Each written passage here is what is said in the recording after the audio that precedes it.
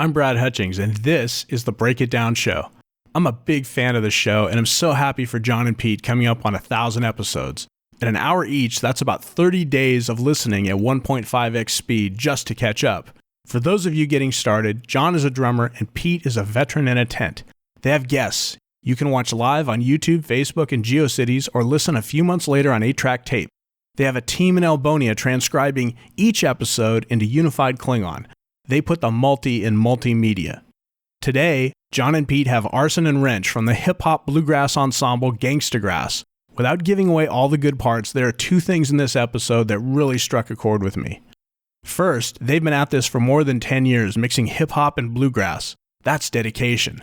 That's the equivalent of John and Pete doing like 2,743 episodes. I, on the other hand, am a fail early and fail often guy. If I were Rench and had started with hip-hop and bluegrass, I'd now be on mouth harp and yodeling with a notable excursion into whoopee cushions and haiku.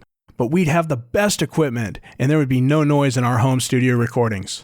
Second, Rench gives the best advice that I didn't follow in this episode. Name yourself after a tool. In my previous career providing tech support for the people of India, I had to pick an Indian name. The finalists were Atul and Vijay. I went with Vijay Panir Swami Jr., or as my customers called me, VJJ. In retrospect, I really should have picked Atul. Literally none of this about me is true, but it is true in my comedy. When this whole COVID thing ends after the next election, come see me battle drunks with my wit and my guitar at your local dive bar. For now, listen to this great conversation with John, Pete, Rench, and Arson, and give Gangstagrass a listen on Spotify or YouTube. They're catchy. Before I leave, I'd like to tell you about the Break It Down Show's favorite charity, Save the Brave. 2020 has been a rotten year. One of the few highlights for me was following Pete's and Scott's cross-country adventure to pay tribute to a fellow serviceman and friend on Facebook and Instagram, and meeting up with them in Temecula when they returned. I signed up when they first asked us to donate a few dollars each month on their website, savethebrave.org. That is true, you can check the tape. If you are able, I would appreciate if you would do the same. Thank you. Now here's John and Pete with Rench and Arson from Gangstagrass. Enjoy. Lions Rock Productions. This is Jay This Moore. is Greg Proops. This is Jordan Harbinger. This is Dexter from The Offspring. This is Nathan This is East. Sebastian Younger. This is Rick Marotta. This is Stuart Copeland. This is Mick Gillette. This is Andy Summers. Hey, this is Skunk Baxter. This is Gabby Reese. This is Rob Bell. Hey, this is John Leon Guerrero. Hey, and this is Pete A. Turner. Yo, what's the deal? It's your man Arson, the voice of reason from Gangstagrass, a.k.a. the Super Trouble from Black Tribbles. You're here with the Break It Down Show. And now, the Break It Down Show with John Leon Guerrero and Pete A. Turner. That's right. A minute ago, we had a plan. It's already changed. John has technical difficulties, so we're waiting for him to pop back in. We're also waiting on Rench. There's John. He's coming in. I don't know what that was about, but today featuring Gangstagrass. And what is going on? I just want to say a couple of things. First of all, for our listeners, their new album is called Nickel and Dime Blues, but you should also reach back to last year and Pocket Full of Fire, Gangstagrass Live. What were you about to say? I'm going to interrupt. The new album is actually called No Time for Enemies. Nickel and Dime Blues was the first single. That was the first single. Okay. I stand corrected. The new album is called No Time for Enemies. No Time for Enemies. But I also want to say what Noisy Magazine said about you. Marrying beats, banjos, and bars, this Brooklyn act is pioneering bang and twang. And that, I think, encapsulates what you guys are doing. And I'm going to add by saying this. We are living in some divisive times. To say the least. In the United States of America, and Gangstagrass is everything that is right. So Rench was the guy that put this whole thing together. That's why we call him the mastermind. He was the one that gave birth to the whole idea of Gangstagrass and everything that happens, everything that we do, right? And, you know, coming from a very sort of traditional country and bluegrass background from his dad and all, he came up in the 80s, like a lot of us did, when hip hop was really starting to blow up. And so he was very interestingly sort of enmeshed in the two cultures, right? And so when he started making music, that was just his thing. It was just the easiest thing in the world for him to create in both of those realms. And, sampling stuff with banjos and fiddles and that kind of thing. And a lot of cats weren't really about it. So he was like, all right, I'll do it myself. and gave birth to a whole new genre of music. I tell people all the time, I'm just lucky to be a part of it. Wow. So let's talk about how the pieces came together. So this is, so Rench comes up with this idea. He's able to execute on it. How does he pull all the players together? Well, all right. So the current lineup right now, because we've been through a few different players. We had a dobro player. We had a couple of dobro players, one of which was with us for the longest, our dear friend Landry. But Rench and the other MC in the band, Dolio the Sleuth, they were in a band together. It was called B-Star, which became Battlestar America, which was short for Battlestar America. It was a little bit more honky-tonk based. And when Rench put Gangstagrass together with the brother T.O.N.E.Z that was on he's the guy that did the verses on the song Long Hard Times to Come, the Justified theme song. T.O.N.E.Z wasn't able to go on tour. And so Rench wanted to take the band on tour. He reached out to Dolio.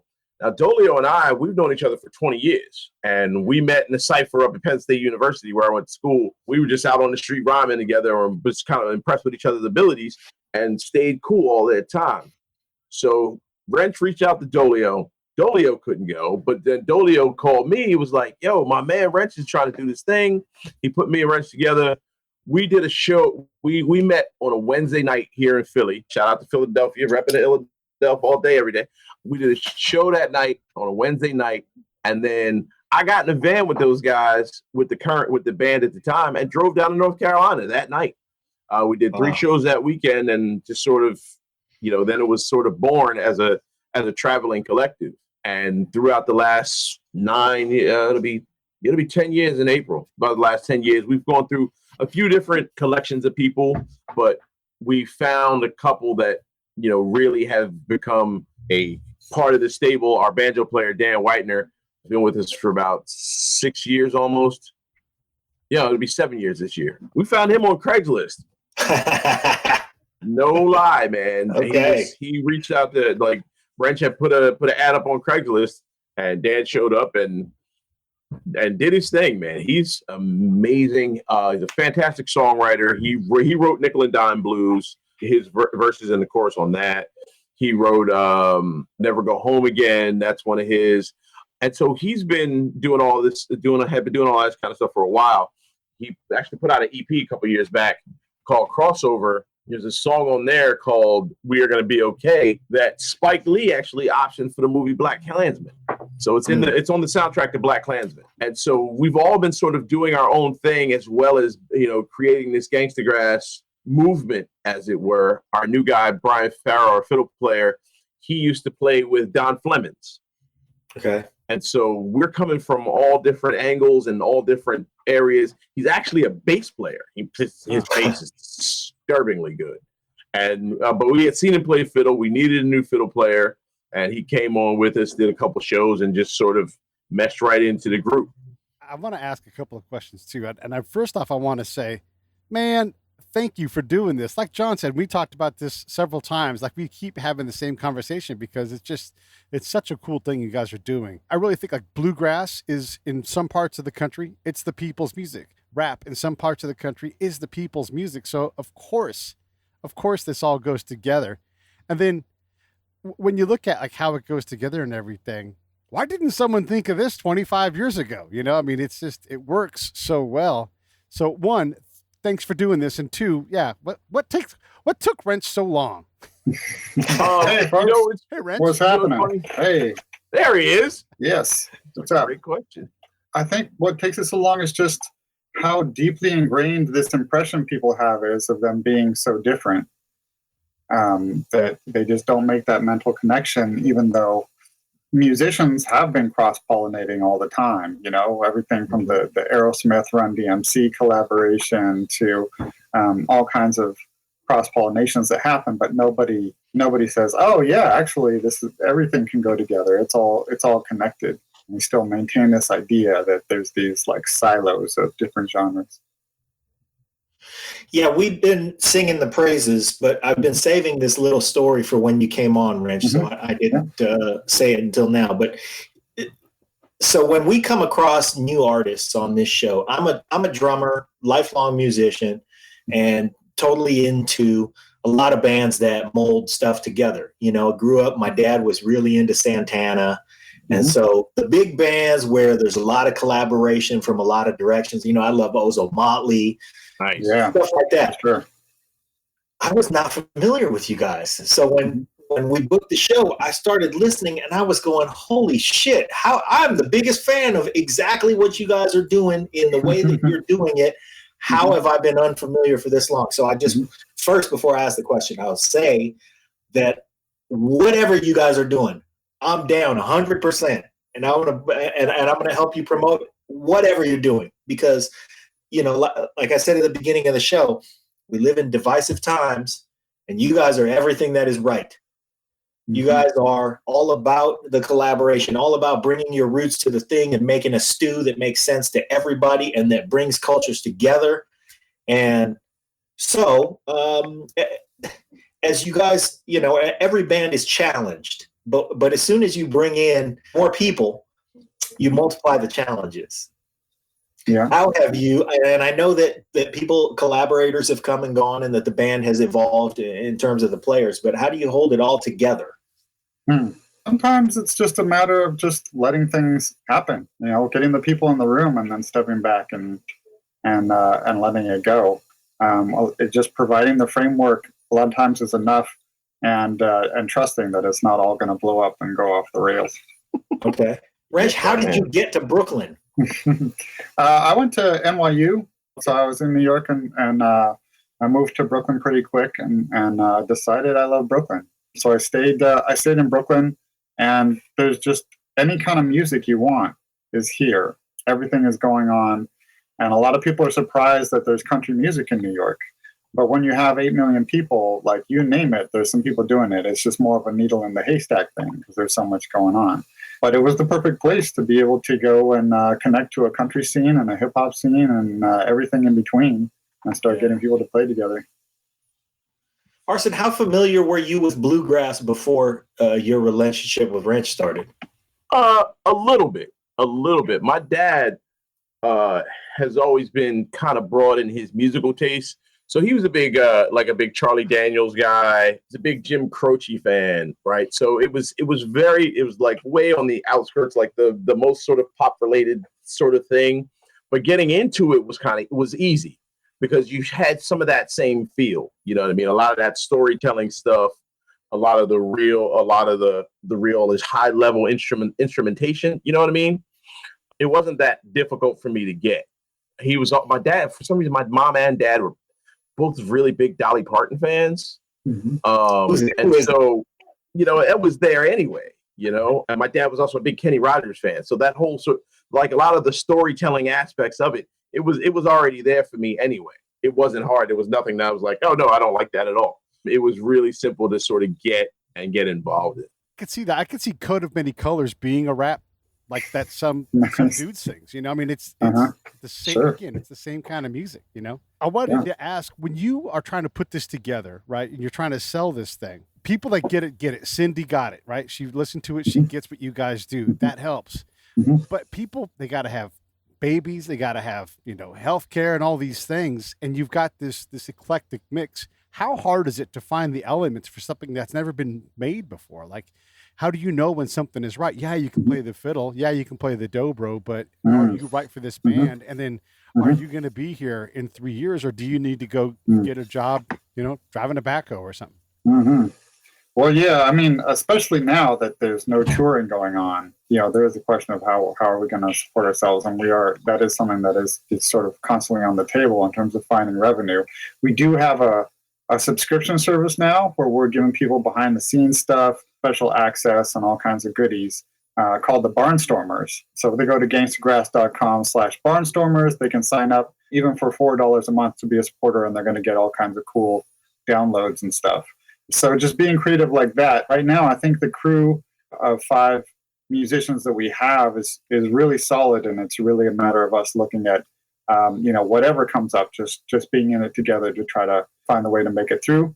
Banjo, the banjo player, is a new father, so he's actually on leave right now, and we're just gonna make sure everybody's able to do what they need to do. And the elements are there. You find a fiddle player that can do things the right way, and a banjo player. It's hard to define what the right way is, but I can hear whether I'm hearing what I need to hear in terms of my taste, what I'm trying to create. Whether they're playing bluesy notes, whether they're able to play in certain styles. And once I have those elements, we put it out, and I love it. And then there's just the challenge of marketing to something like this. Is that there's no existing market for it. You can't go and say, okay, well, put us in front of all the people that went to all the bluegrass hip hop festivals or read the bluegrass hip hop magazines. So that's the really tricky part, is finding ways to make this successful when you're out there on your own with no comparable, other bands or infrastructure or anything to plug into to find your audience. I never really thought about it like that.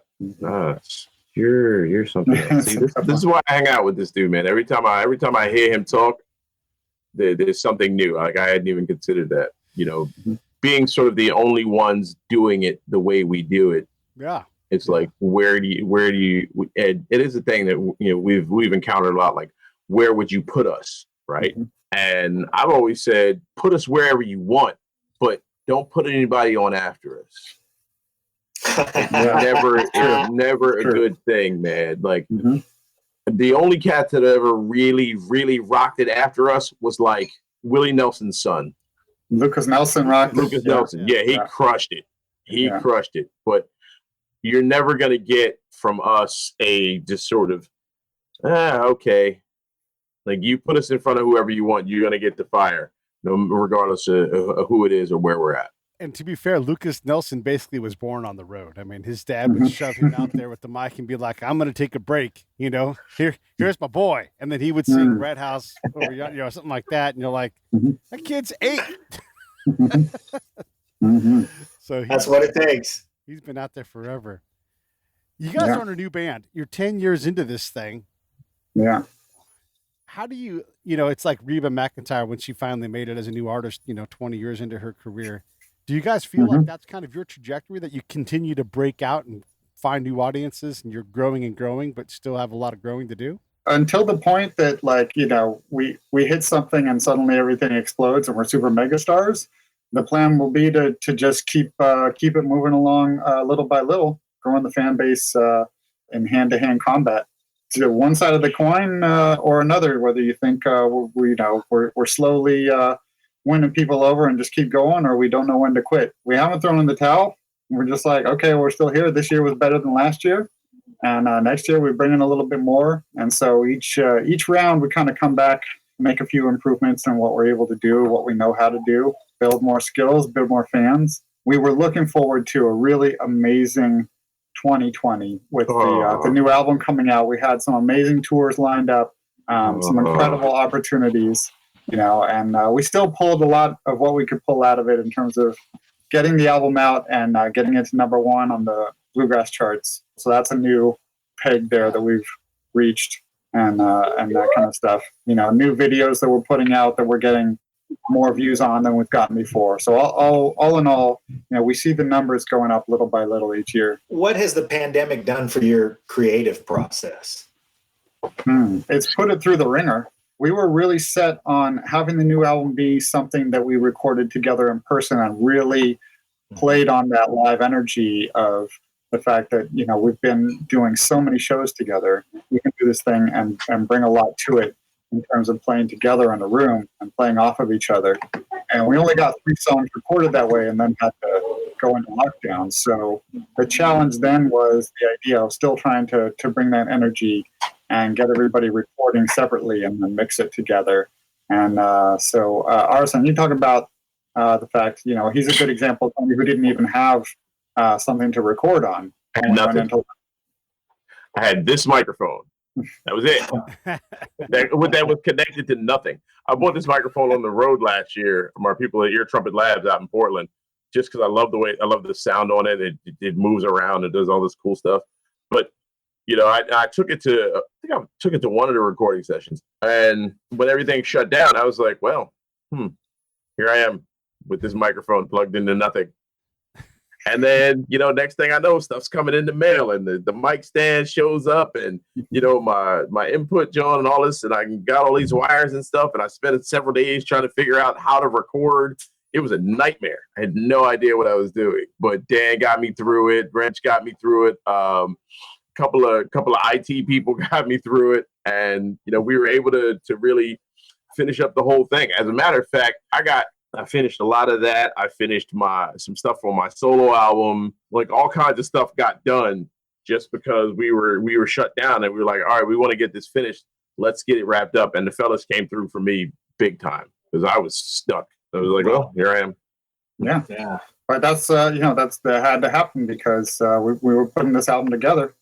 Got to get our son's stuff on it. He's critical, and so that was our big challenge, was keeping the creativity going to get over these technical hurdles with us all being separate in separate spaces. And in some ways, there were new things that came out of it. We started doing some live streaming and did some things that we call kick the can, where one person would live stream themselves laying down a part of something, an idea that they had. Yes. And then the next live stream will be the other person taking that audio and adding the next layer to it. And we build a song over 4 or 5 live streams. And one of them actually ended up on the album because we liked it so much. Yeah. It was a song called Do Better that Brian Farrow, fiddle and bass player, he actually laid down a bass line.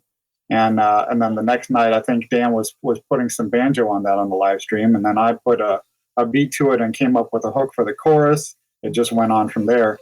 We built that, and people were able to actually watch on our Twitch stream each layer that was added as we wrote that song, basically.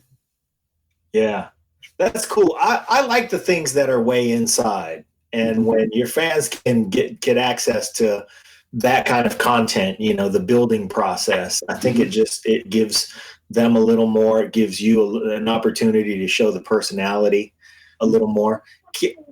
Random question, but can you explain the difference between a violin and a fiddle? Yes. All right. Yeah. All right. You want to? Okay. This is what I got to tell you is that a fiddle has strings. No, a violin has strings, and a fiddle has strangs.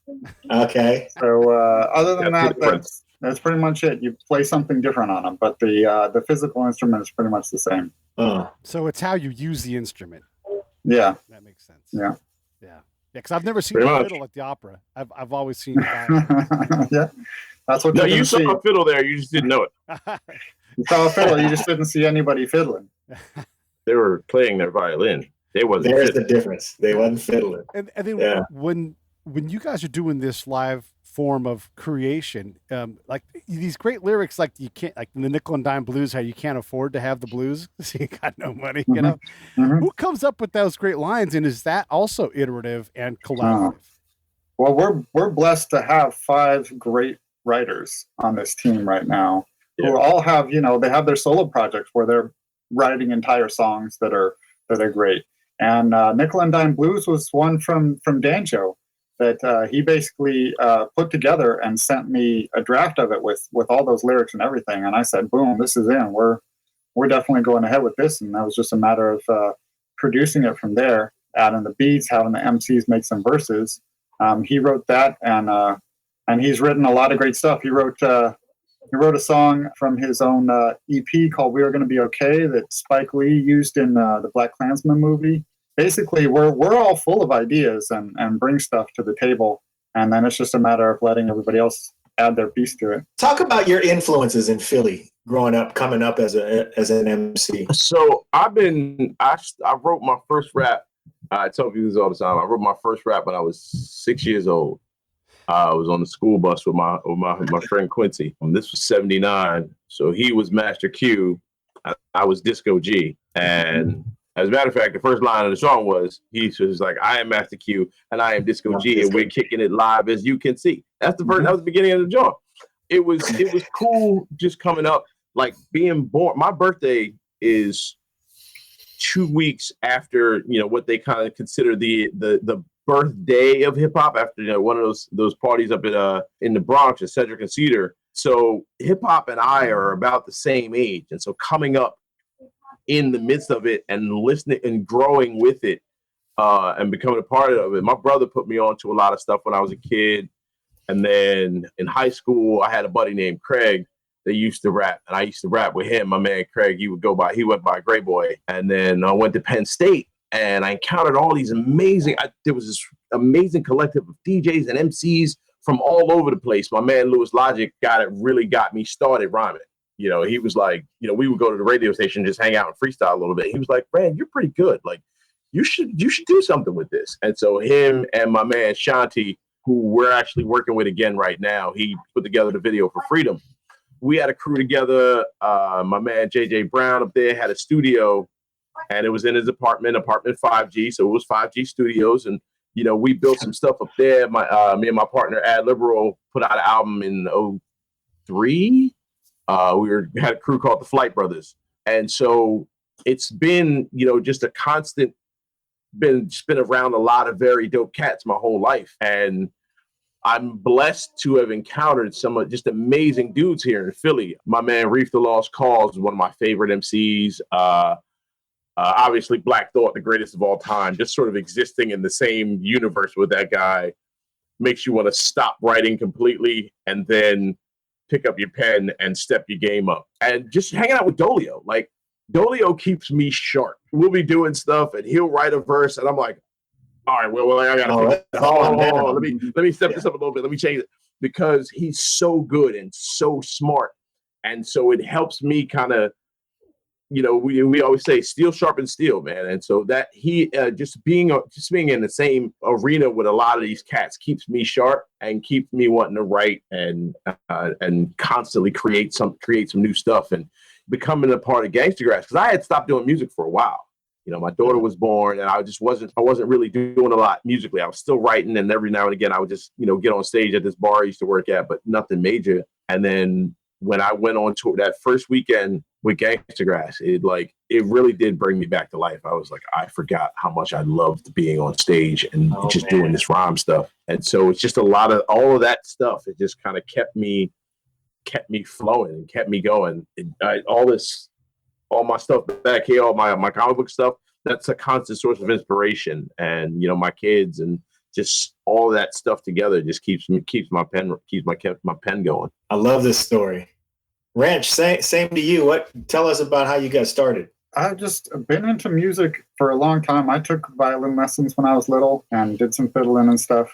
And I grew up with a lot of country music playing on the stereo at home because my dad's from Oklahoma.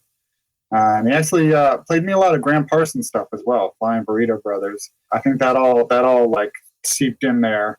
But when I was in grade school was when hip hop really exploded across the country with the breakdancing stuff, the breaking movies, Beat Street. So we were seeing these movies as kids, and then that's what all my friends were into. So recess in third grade was about where putting were down. You? I was in Santa Barbara in California. So by the time I reached the West Coast, I'm in grade school. And it went national. And third grade was about putting down some cardboard to do your backspins for the Beat Street soundtrack.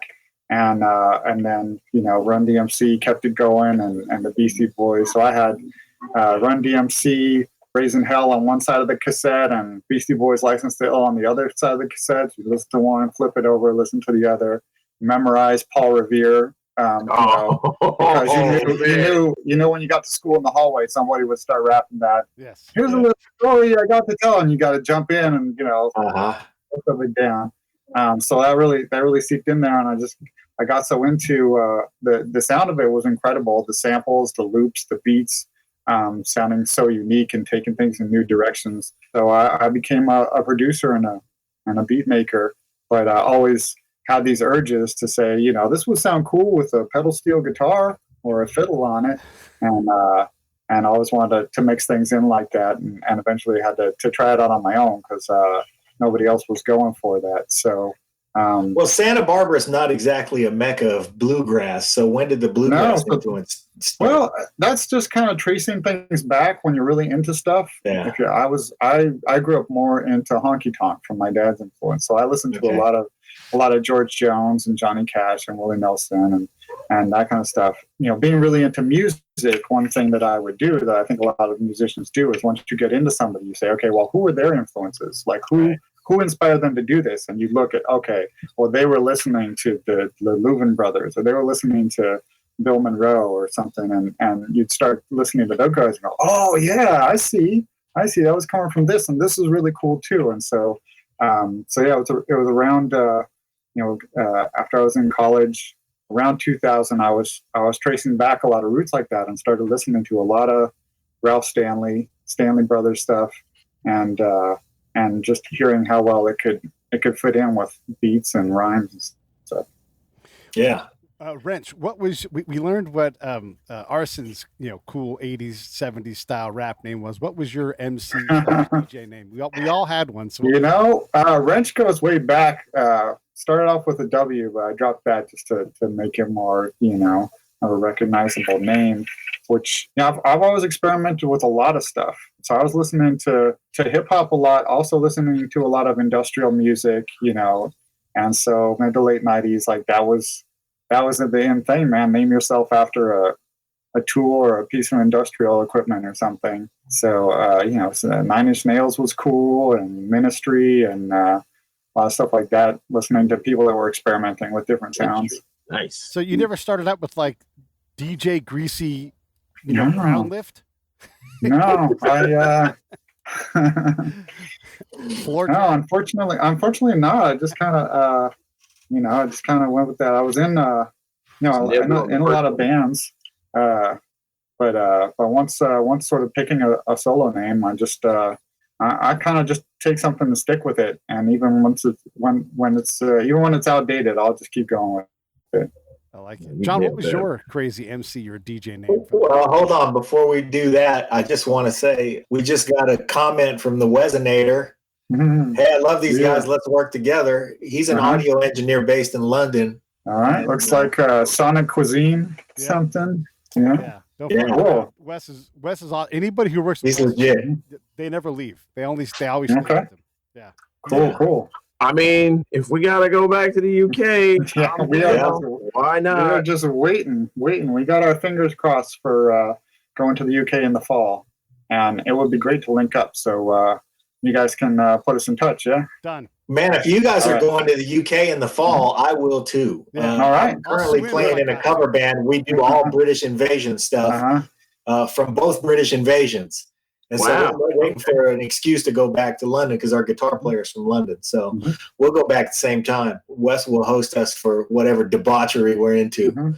John, MC or DJ name? Go ahead. No, I didn't have an MC or DJ name because when I was growing up, everybody called me Sonny. So I was just Sonny everywhere. So I didn't have anything. I wasn't like MC Pop Rivet or anything like that. It was that would have been cooler. Pop Rivet is dope, though. I like that. We're staying with the industrial themes. Now, when you guys scored the theme song from Justified, which was an awesome show and really kind of updated the feel of that. I mean, I don't really know how to express that, but if you took like the feel of Kentucky and then just made it super like updated as if it was a comic book, that's what Justified was. And then all of a sudden you guys had the music that matched it perfectly. Did that cement your mission and allow you to say, okay, we have a launching pad now, we know we're doing something right? Or was it before that? Did you know that before that?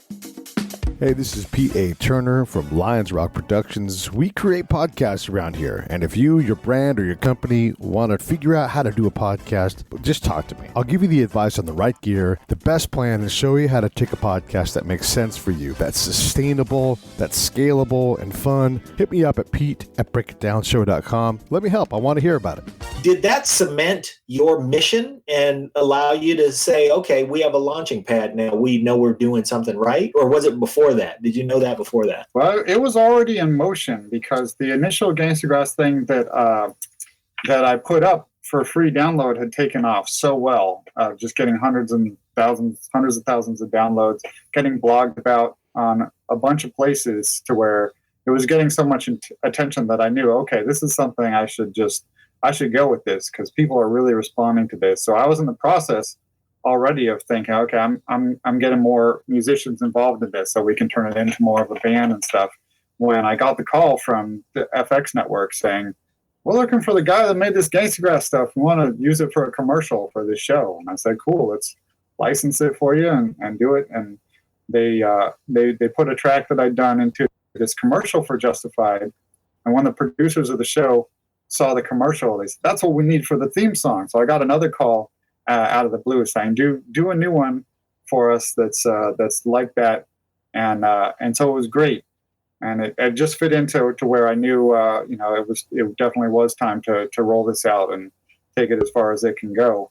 And it was really crucial in getting us fans in every city in the country and in countries around the world where we are able to go and go on tour and play for a good crowd of people everywhere.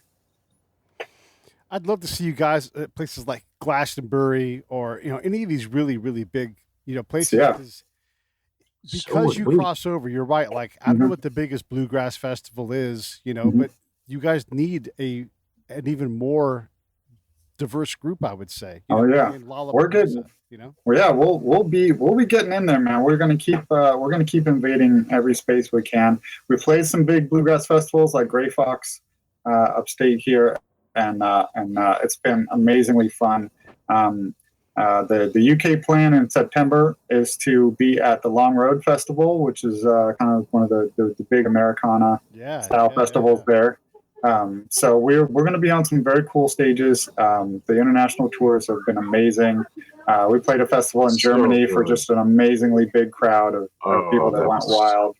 And so yeah, we're going to keep at it. And I will say also on the Justified theme song that it was like the perfect kind of exposure for us as well, that people are watching the TV show and this music comes on for 30 seconds. And then they can go, oh, that's cool. What is that? And look it up, because we have kind of a stumbling block in trying to promote the music by telling people about it. And they say, oh, come check this out. It's bluegrass and hip hop. They imagine something really bad and they start running in the other direction. Like, no, do not play that for me. I don't want to hear it. That's going to be terrible. So the best thing is for them to just hear it and then be like, oh, I like this. Because that's a crucial thing, is for people to actually hear the way we do it. Yeah, it's definitely something that's got to be, you got to hear it. Yeah, because you'll never have to hear it first. People always underestimate it if they're just thinking, based on the description. It's when they actually hear it that is way different than they expected, and they say, "Oh my God, that's actually works. I'm down with this." And so that's one of my favorite kinds of the comments that we get sometimes on the YouTube channels or stuff. But it's not too infrequent that people are like, "I came here to make fun of this, and now I just bought 3 albums, and I'm a new fan." Yeah, it happens a lot. That's when you get to say, "I got you, you motherfucker." Yeah. It happens a lot. Between that and YouTube polls, people are like, "I came on here looking for something, and then fell down this rabbit hole, and now here I am." Yeah. That's me. 10 videos deep. Yeah, me too. The one thing I've learned though is that, like, with a lot of bands doing this, taking these chances, you really can find something really magical, and you get to carve out your audience and then slowly carve a bigger and bigger hole. But we've had Natalie Dawn from Pomplamoose on, and they've made a living crushing it on YouTube by mashups and covers. Yeah. But I wouldn't. It's not even fair to call what they do a cover. They really rewrite the entire song. And then another band.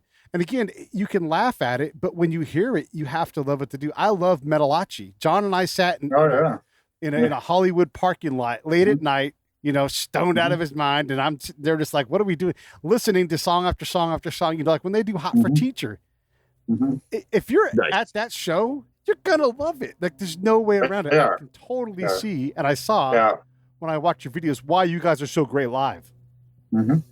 Yeah. The other thing about international stages. The other thing about international stages and why, to expand on Pete's point, I want to see you guys on all of the international stages because that's what I want people to think America really is. Yeah. The funny part about rocking out overseas, for a lot of hip hop cats that aren't like the most pop sounding hip hop stuff. A lot of guys that I came up listening to, some guys that I actually know that I shared stages with, have moved overseas and are doing quite well overseas, making the kind of music that they make because it's very much just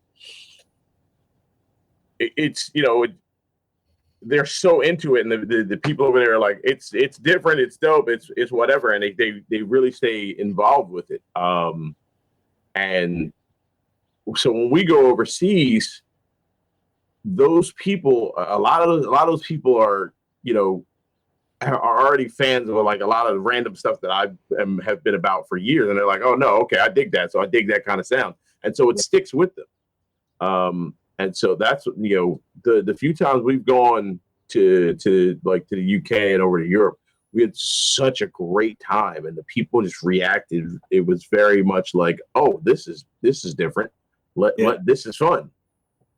And I'm hoping to get more of that from American audiences, where they just sort of let it hit them. It doesn't have to sound like something else that you listen to all the time. Just listen to it and be impressed by it. Sometimes, unfortunately, the audiences abroad have a better picture of America than Americans do. I mean, we had just last weekend, we had Susie Quattro on the show. And people don't know who she is over here, but in Europe, she sold 50 million albums. Wow! So yeah, it's something that I think that's where you guys, I want to say, represent. What's real about America, because as I listen to your stuff, what it seems like to me is that you took bluegrass and said, okay, now just lean back. Mm-hmm. And you made bluegrass lean back. And then you asked hip hop to lean into it. Mm-hmm. And what you got was this marriage that's a sound that's familiar, but so different. Mm-hmm. And I think that's what's lovable. And I think that's what's translatable. Yeah. Well, the idea, and I got this from, I really did get this from Rench. The idea is that the people that are making these musics, right? The people that are making, bluegrass music, and the people that are making hip hop music are a lot more similar than they realize. So musically, the things that they're doing are going to be more similar. Their existence is more similar, right? The objects that they're using to make the music aren't the same oftentimes, but their experiences are very much the same, right? So you've got a lot of similar stories on both sides that, like you were saying before, if you heard a certain bluegrass song, somebody rapping it, the song itself, the idea of the song wouldn't change very much, mm-hmm. and vice versa. We talk about a lot how when people were kind of afraid of hip hop and how violent it is, so on and so forth, forgetting the fact that, bluegrass has its own subgenre of murder ballads. Like, that's a thing. Like, yeah. Okay. Gangsta rap, murder ballads. They seem kind of similar, right? So also stories about being broke. Yeah, stories about being broke, stories mm-hmm. about heartbreak and all this mm-hmm. other just kind of stuff that everybody goes through, right? So, once you sort of immerse yourself into the song itself, and I won't say ignore the sound, because the sound is a part of it. But once you sort of just immerse yourself in the nature of the song itself, they're way more similar than they are different. Yeah. And so you just have to, like Rench was saying, you have to hear it. Like, telling somebody about it, not the easiest thing in the world. But hearing it's 99% of the time they're like, oh yeah, okay, that's dope. Every now and again you get one or two that are like, no, can't do it. But for the most part, our batting average is pretty darn good. I'll say for sure. And you're making a great point about bluegrass, country, all these other genres that have a lot of dangerous themes in it. I mean, in Red-Headed Stranger, the dude murders 3 people and nothing happens to him. Just like, yeah. She touched my horse, so I shot her in the fucking face. Yeah. And everybody can quote, Johnny Cash saying, "I shot a man in Reno just to watch him die." Yeah, and that's only one of them that he shot. Right. Yeah. When you're writing a rap, what point of view are you taking? Does it move around? Is it yours? Do you try to bring in like a more country or bluegrass sensibility? Like, how does that work for your writing when you specifically write, Arson? I just write. If we have a specific idea to the song, Never Go Home Again, I specifically wrote, and nickel and dime blues, I specifically. But for the most part, if I'm writing something specifically, I can do that. But for the most part, it's just a matter of finding a place to start and then going from there. And it can literally be anything, like a word that I heard from that to something I saw on TV, whatever. But I got a song called Lexicon that I started off with the word laboratory that I heard somebody else say, and then I flipped it to laboratory, and I built the whole song off of that. And so it just it's if it's something specific that we're doing, cool. But for the most part, it's just if I hear something and I'm like, oh, you know what, that's a great word. How do I build around that word to create something and then make it work? And then sometimes it'll be older stuff that I can take apart and rebuild for a specific thing that we're doing with Gangstagrass. It's just a matter of just sort of playing with words. That's my favorite thing in the world to do. And so you'll see, I'm actually doing that right now. Like as I'm looking down, I'm hearing you guys say stuff, and I'm like, all right, let me write that word down, and then try and build something off it later, because it really does just keeps me sharp. Like I said, hanging out with Dole, it just keeps me sharp. It's just different ways that we digest rhythms, because you hear lyrically and rhythmically, and Rench hears musically, but also rhythmically. And then you guys have managed to figure out where that meeting point is, where you can contribute to each other. And I keep going back to this theme, but man, that's what that's what America is supposed to be. Yeah, that's the American ideal, sort of expressed musically. Mm-hmm. I saw that you guys had a live stream for the election. Yeah. How did that go? Because I wasn't tuned in at the time, but how did it go? What did you do? We've been hanging out every Friday night on a live stream just to chat, play games, have some friends come on as special guests, do our thing to be able to connect with fans and people watching. And we said, why don't we do this on election night? Just because everybody's going to be looking for something to plug into and watch. And everybody's going to be stressed out and whatever. And we can have a fun conversation. We can keep it light and, and keep an eye on, any developments, but also be doing funny stuff and playing. Yeah. If something drastic happens, you're going to let everybody know. Yeah.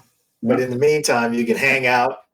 Yeah. I mean, we knew more fun than everybody else. And people knew that we weren't going to know the final result on election night. So we knew it would just be, for the most part, just be hanging out, watching stuff kind of trickle in.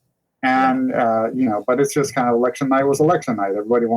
That's what everybody wanted to, kind of tune into and talk about. So we talked about that, and then we talked about something else. And we talked about that, and we play a game, and just, kept spirits high.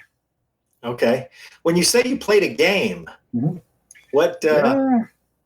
So we there was some suggestion of us playing Among Us, which we punted on because we weren't sure if we had the tech set up to do it. Some phone games where somebody draws and somebody else has to guess what it is. Just like party games, board games, whatever. I put in a couple graphics of predictions about the election outcome that were wildly wrong. But maybe we'll come true someday. Not wildly wrong, because he had the country striped. It was like blue, red, and it's not. It's like one big blue stripe, one big red stripe, and one little blue stripe. Yeah, no, we gotta make smaller stripes. That's what we gotta do. We need smaller stripes. Mix it up a little. Uh-huh. Hey, Rench, I want to ask you. We did so the Roland 808 was inducted into the Tech Award Hall of Fame for NAMM. So because of that, because of what we did with those guys, we did a basically like a biography of the 808 through the eyes of musicians. We had Egyptian Lover on. John found the guy that basically invented it. Mm-hmm. He took what the machine was, like a drum machine, and he's like, "This is not what we need," and he totally changed it. What are your thoughts on the 808? And then are we going to hear a bunch of that in bluegrass, and do those things work together? We're hearing it in pop country right now a lot. And so, eventually someday it might be in bluegrass. Bluegrass tends to lag behind because there are a lot of traditionalists where people say, oh, bluegrass is only these kind of things. For a long time, you weren't supposed to have any drums in bluegrass, right? So that was like a boundary that was only broken at some point. But I think of the 808 sounds as sort of in a way like an instrument that was introduced into the culture, like a particular sound that is now just part of the palette that people use and integrate into something. And I think it's got its wonderful place in giving that booming kick that also has a tone to it, or those kind of 808 snares are a very distinct sound that you can have in your palette to play with. And I do that some. I integrate some, and I think people do great things with it. I think there's sometimes where people use it as a crutch too much, where it's just the 808 sounds that you've heard before, and you can just say, okay, that's an 808 beat. Like, I'm going to remake my favorite Too Short album. And and it's not to put down the 808 sounds, because those are fine. But I love, like, you take your 808 beat and then you like put this other loop into it and like add another sound or chop it up or something like that, because there's always more you can do with it. And it's disappointing when it becomes such a thing that people just do the same thing with it over and over again. Yeah, as so many have. Years ago, I found myself at the Bluegrass Museum in Owensboro, Kentucky. And that was many years ago. There was a lot of traditional stuff in there, and it was cool. But I'm really interested to see how your presence will at some point change that museum. Any thoughts about that? No, I mean, I'm just gonna say whatever happens is what's gonna happen. Like, right now, we're just out there to make some music that we like to make, and whatever effect that has on bluegrass or hip hop or anything is the effect it has. I certainly don't go into the studio like trying to tailor something to like, oh, this is how it's gonna change this for bluegrass with me. I'm just trying to bring to life the sounds that I like to hear. And they come out a certain way, and I say, well, that's it. That's what I like. Let's put it out. I think people will like it. And then you just say, it's going to do what it's going to do to the world. Yeah. Arson, when you guys first met, was there any amount of time where you thought, man, this guy Rench is bananas, and then you had to get over that? Or I still think that every day. Yeah. Okay. I still think that every day. This guy's he's a madman, but I love it. I love it so much. Because, I've been telling my kids this for a while now. Most of the normal people, they're not very interesting. Not very interesting. Right? Yeah. I like my folks a little bit on the edge, and the edge. Rench walked away from the edge a long time ago. He just walked right off it and kept walking. That's the great part. He just kept on going. Like Wile E. Coyote. Yeah, right. But just kept going, and that's how our whole squad is, man. And I do feel blessed that we are able to, stay on this level of madness, right? But still maintain, I know cats that been in bands where like the one guy was a little bit weird, but he was like too much cocaine weird, right? And it's just like there's none of that. There's just it's a lot of just a lot of perfectly normal wacky. It's just very. It would make a great cartoon. We'd make an amazing cartoon, or just the best reality show ever. That was just kind of goofy. Case in point, 5 years ago when we the first time we charted, when American music charted, the six of us at the time were dancing around in a parking lot at a Qdoba in Indiana, I think. Yeah, I believe so. When we found out, and there's video that's us just losing our mind. That doesn't happen. That's not something you just randomly do. But it was so very natural, and we've been blessed enough to have a collective of people, and particularly now a collective of people, the five five of us in the band, and our tour manager and jack of all trades and human Swiss Army knife sleeves that tours with us, to really just, in the midst of all of our different sort of madnesses, still be able to create some beautiful stuff, man. I love it. I love it. And, you know, keep it going. Keep it. I don't want anybody to be like, well, today I'm just going to, you know, take my briefcase to work and then I'll go back to the studio. No. None of that. I have one more question from me, and then I'll let John ask whatever he wants. But what happens in regular times when we can get back to get on the road? What happens at a Gangstagrass show? Tell us what the experience is. Oh, bro, it's the greatest thing in the world. I miss touring so much. I miss that when that first note hits, and again, it depends on the show. Like some of the shows, you know, they know we're there, and you know, as soon as something starts, people lose their mind. Other times, you know, when we're new to people, that's my favorite. When we're new and people are like, okay, I came here for this, and when that first song is over, and the people are like, what was that? That's my thing, man. Mm-hmm. And and this is another story I tell all the time. Everybody in this band plays multiple instruments. Everybody in this band can sing really well, except me. I play nothing. I can't sing to save my life. But what I can do is rhyme. And I'm gonna tip my cap to myself. I can rhyme my ass off. By all means, and yes. So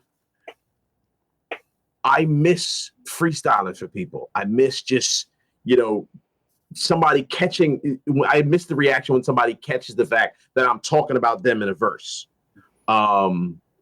And I miss surprising the band with stuff.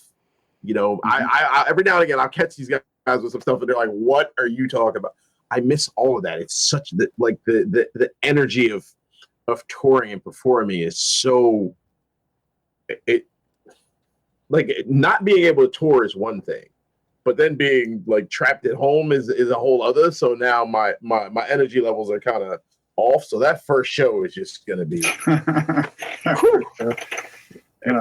And it could be like, it could be in a parking lot somewhere. It's still going to be nuts. It's going to be nuts. That is one thing I would definitely, you know, let people know who are not sure about coming to a Gangstagrass show is that we're able to do stuff that makes every show different. That will pull out things that you're not expecting. So people that come to Gangstagrass shows thinking, oh, they're just going to like play the songs. Are always blown away. We see people who come knowing our recordings and still have their jaws drop when we play because we're tapping into the fact that bluegrass and hip hop both have these strong improvisational traditions.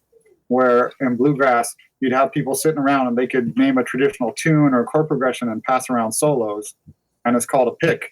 And in hip hop you can have some cat standing on a corner and somebody beatboxes and they can trade rhymes back and forth and pass verses around. That's called a cipher. Those two are basically the same thing. Like our son was saying, these like are different traditions that actually came out of similar situations and people learning how to create a genre of music where they can come together spontaneously and just share in the making of it. And so we tap into that, and you're going to see us start off playing one of our songs, and then our son's going to start freestyling the second verse. It's not going to be the verse that's on the album. He's going to be talking about things that people in the audience are wearing, things that were happening that day. And people are going to be like, wait, what? That can't be the recording because he just rapped about my shirt right now. And he's going to be going on. And they're going to see that, you know, me and the banjo player and the fiddle player, we're looking at each other like, okay, he's freestyling. Okay, he's gone 16 bars. He's gone 24 bars. He's gone 32 bars. And he's going to like do a little thing. We're like, okay, that's it. And we jump in. The chorus hits right then. And, you know, we just go into it. And we're playing off of each other. And they're going to see, you know, rappers that can do a verse and then just like point to the fiddle player. Take it. Fiddle player can do a solo. And we can restructure the whole song on the fly during the show, break it down, talk to the audience. And I think people come away from that being really amazed to go to a show like this with rappers and bluegrass players and see how much we're able to integrate just playing off of each other and make it a whole spontaneous thing. You're going to see us just being spontaneous and making stuff really unique every show. Well, see, this is the thing. Right now we're in a pandemic, and I know that a show like that is going to cause people to hug and love and trade fluids. So, we kind of got to get through this We're going to have so we can get back to a wave of Gangstagrass babies after that show. That's right. That is the so yeah. And we're just itching, man. When it is a situation that we're touring again, we're going to hit it hard because we do have all of this pent up playing live energy that we want to get out and get back to all these places that we were going to go to, plus new places that are going to get booked, and we're just gonna fill it up and get around to as many places as we can. Yeah. Well, hey, speaking of getting around to many places, we've had you for an hour. So a couple things I want to say. First of all, I'm serious about going to England in the fall. So if you guys are booking stuff, I'm going to book something and give us a reason to go out there. So I want to make sure that we hook up out there. Now that I am the biggest Gangstagrass fan, will you guys come back on? Because we got much more to talk about. Oh, yeah. Whatever it is you're promoting. And then lastly, I will say that for everybody, if you haven't already, check out No Time for Enemies. It's the new Gangstagrass album, and there's a collection so you can go back, including last year's live album, and really get familiar with this great body of work. And I hope everybody comes along because you guys, like I said in the beginning, will come full circle. This is exactly what America should be. I want to say one more thing, too. I lied about my one last question. Arson. Yep. You got to tell us about this tent that you're in, too. Oh, I will in a sec, sure. Okay. Arson, the 8-0 Phillies or the 08 Phillies? 08. All right. Yeah. I love that 80 squad, but Ryan Howard was my dude, man. Okay. Ryan Howard brought baseball back to me personally. I love that guy. He's my favorite player of all time. And I was a Schmitty guy for a long time, but Ryan Howard brought me back to baseball. I love that dude. Mike Schmidt and Utley get into a fight. Who wins? Schmidt, because he's older and he would cheat. Although Chase Utley would be cursing the whole time. My favorite moment in sports history was at the parade, and they're live, and he's like, "World champions, world fucking champions," and the whole place goes nuts, and nobody, not even realized, hey, you're on live television now. Right. Nobody cared. That was the Philliest thing ever. I loved it. Hey, I'm from Vallejo, California. What's up, Vallejo? Hometown of Tug McGraw. Oh, Tugger! Tugger! Tugger!